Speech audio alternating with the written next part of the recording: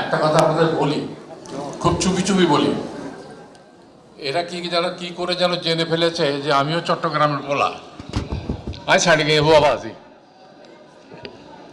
তো এরা কিন্তু এখানে একটু কি বলবো, আত্মীয় পোষণ করে ফেলেছে আর কি।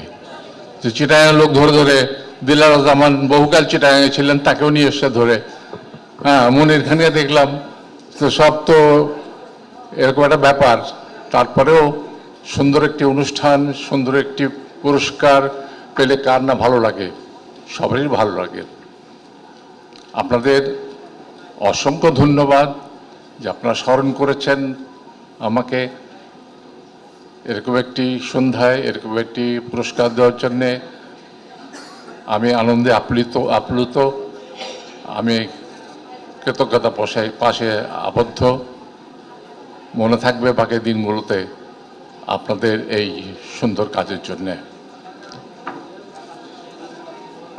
এটি আমার খুব পছন্দ হয়েছে।